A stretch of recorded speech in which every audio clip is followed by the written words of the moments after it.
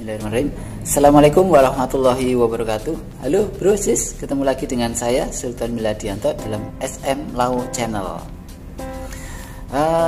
Untuk kesempatan kali ini saya akan memberikan tips ketika ingin membeli tanah kafling atau perumahan.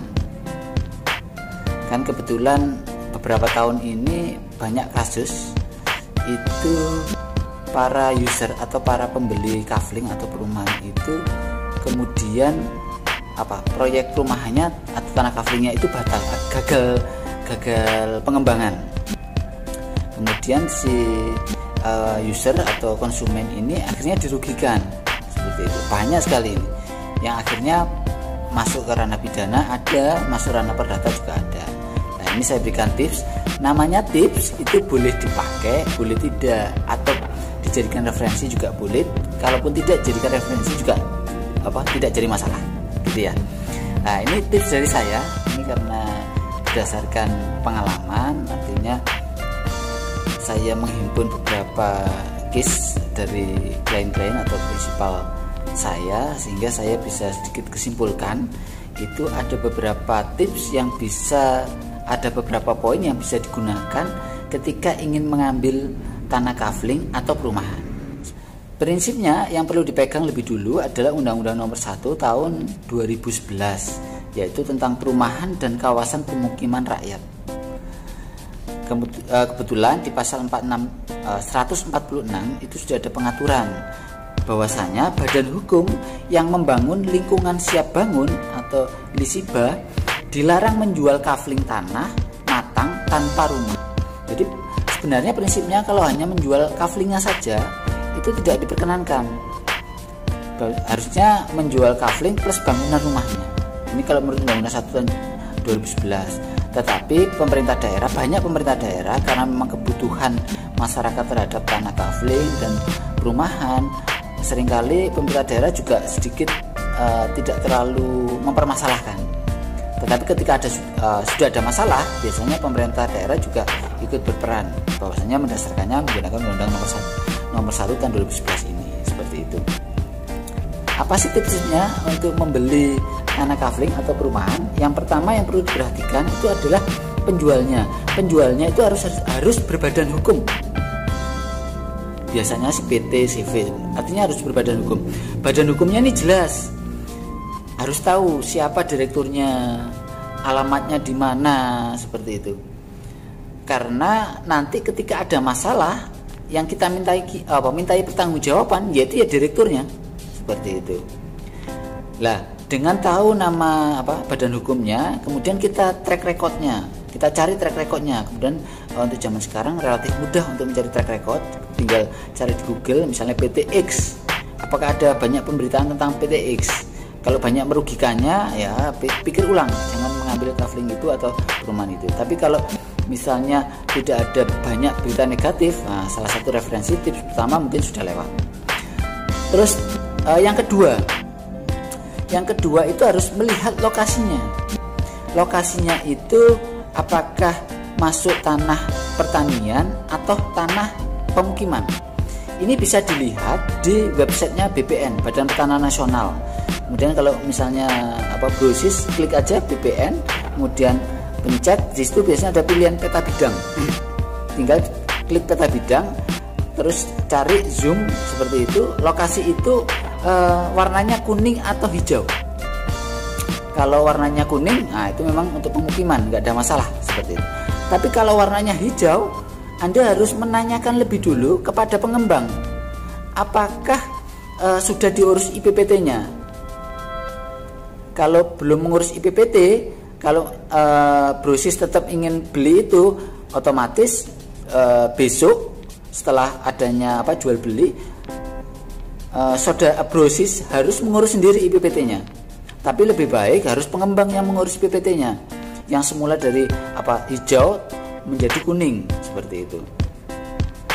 Biasanya kalau lingkungan sekitarnya hijau, relatif akan sulit untuk mengurus IPPT-nya berubah menjadi kuning, jadi lahan pemukiman, seperti itu. Jadi tips kedua, dilihat dulu itu lokasi pertanian atau pemukiman. Bisa dicek di webnya BPN. Itu tips yang kedua. Terus yang tips yang ketiga kaitannya dengan si pengembang ini apakah sudah memegang hak kepemilikan seperti itu, atau hak peralihan yang itu mengalihkan haknya kepada si pengembang. Karena banyak kasus para pengembang ini belum membeli objek tersebut tetapi menjanjikan kepada petani. Jadi petani itu dibayar hanya sedikit atau DP seperti itu. Kemudian ini nanti saya kapling-kapling ya, nanti akan saya jual, dari penjualan itu nanti akan saya lunasi seperti itu. Nah, hal-hal ini bisa menjadikan potensi yang tidak sehat, tidak bagus. Banyak kasus si pengembang ini sudah menerima pembelian dari user kafling tadi, kemudian uangnya tidak diberikan kepada si pemilik tanah, petani tadi. Karena tergiur dengan uang ini, akhirnya beli lagi, mengembangkan ke tempat yang lainnya. Akhirnya si petani yang awal ini, pemilik ini tidak menerima uang pembayaran secara lunas, secara otomatis peralihan ini belum bisa terjadi antara petani kepada pengembang. Jadi pengembang ini belum memiliki tanah tersebut. Nah, itu nanti pasti banyak masalah seperti itu. Sehingga harapannya tips yang ketiga itu adalah pembeli kalau bisa melihat peralihannya, misalnya sudah punya AJB, si pengembang sudah punya AJB atau giriknya yang dikeluarkan oleh desa atau warkah seperti itu, atau si pengembang itu sudah memiliki sertifikat SHM misalnya.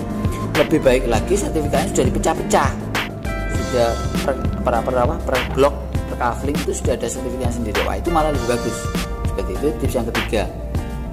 Terus tips yang keempat, melihat set plannya dari pengembang itu seperti apa, apakah di situ sudah ada fasumnya atau belum, seperti itu.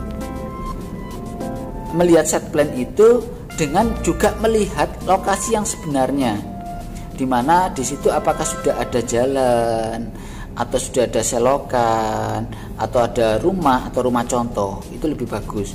Kalau belum ada sama sekali, wah itu patut dipikirkan ulang apakah ingin membeli atau tidak, seperti itu.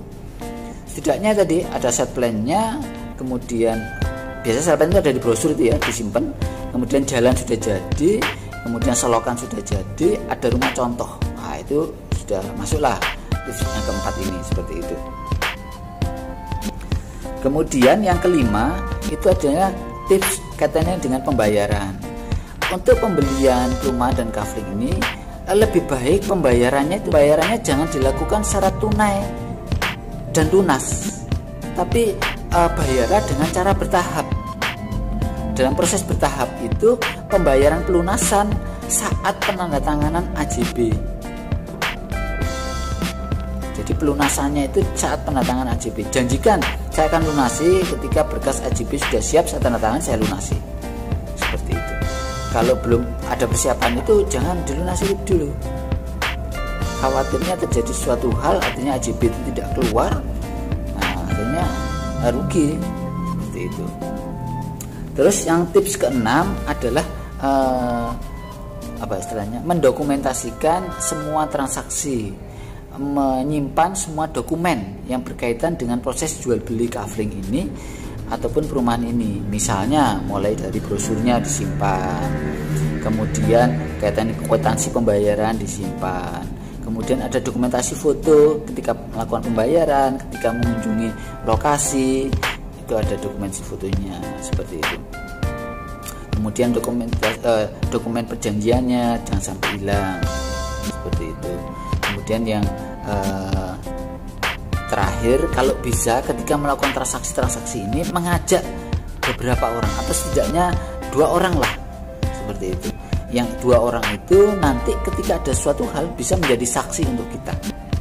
Misalnya kita mengajak teman kita si A dan si B, atau si A dulu untuk urusan ini, kemudian di lain waktu kita ngajak si B untuk misalnya pembayaran yang kesekian kali, seperti itu. Nah, itu semuanya terdokumentasi dengan baik, sehingga ketika si pengembang ingin melakukan kenakalan, ketika kita punya itu pasti dia akan berpikir ulang.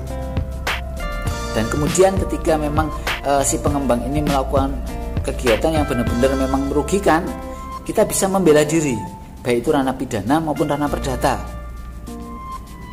pidananya nanti mungkin kita bisa mengarahkan ke namanya penggelapan, karena sudah menerima uang kita ternyata proyek tidak jadi dan uangnya tidak dikembalikan, penggelapan seperti itu. Atau pemalsuan, misalnya pernah menyatakan bahwasanya dokumen ini adalah tanahnya adalah objek ini adalah objek saya, milik saya, dengan menunjukkan dokumen tertentu, ternyata tanah itu atau objek itu bukan miliknya, misalnya pemalsuan, itu pidananya. Kalau perdatanya bisa Wan Prestasi, bisa PMH, kita bisa gugat kaitannya dengan kerugian-kerugian yang kita peroleh. Jadi bisa pidananya, bisa perdata. Lah, rujukan untuk para konsumen user yang membeli tanah kafling dalam perumahan ini juga bisa menggunakan rujukan Peraturan Menteri Pekerjaan Umum dan Perumahan Rakyat nomor 11/PRT/M/2019. Yang di sini ada klausula pasal yang cukup bagus, yaitu di pasal 13, di mana pengembalian uang 100% dilakukan ketika konsumen membatalkan pembelian karena kelalaian pengembang kafling atau pengembang perumahan tersebut. Misalnya ternyata kafling atau perumahan itu gagal bangun atau gagal pengembangan. Nah, itu boleh meminta 100%. Mulai dari DP, uang tanda jadi, kemudian uang pokok, semuanya bisa. Kalau berdasarkan Peraturan Menteri Pekerjaan Umum dan Perumahan Rakyat ini bisa semuanya. Tetapi ya nanti sewajarnya lah. Sewajarnya itu artinya mungkin kalau hanya sisa-sisa sedikit ya bisa diikhlaskan seperti itu. Lah, itulah tips dari saya. Jadi kurang lebih ada 5 tips. Yang pertama tadi adalah badan hukumnya jelas. Yang kedua, lokasi pengembangannya itu sudah memang benar-benar lokasi bukan pertanian. Yang ketiga adalah si pengembang itu sudah memegang hak milik atau peralihan haknya atau SHM-nya. Yang keempat ada set plan-nya dan proyek pengembangannya itu sudah jelas. Yang kelima ada pembayaran itu kalau bisa dilakukan secara bertahap. Kemudian yang keenam, semua dokumen terdokumentasi dengan baik seperti itu. Nah, itulah tips dari saya. Semoga bermanfaat. Namanya tips itu ya boleh dipakai boleh tidak seperti itu. Dan tapi saya yakin ini bisa dijadikan referensi lah jika Anda ingin membeli tanah kafling atau perumahan. Mungkin itu tips dari saya. Kalau misalnya nanti ada yang mau ditanyakan, monggo bisa tulis di kolom komentar. Nanti sepanjang saya bisa jawab, akan saya jawab. Kalau misalnya belum bisa, nanti akan saya jadikan PR. Mungkin itu ya Brosis ya. Dari saya, kurang lebihnya mohon maaf. Kita ketemu di video-video selanjutnya. Assalamualaikum warahmatullahi wabarakatuh. Ciao.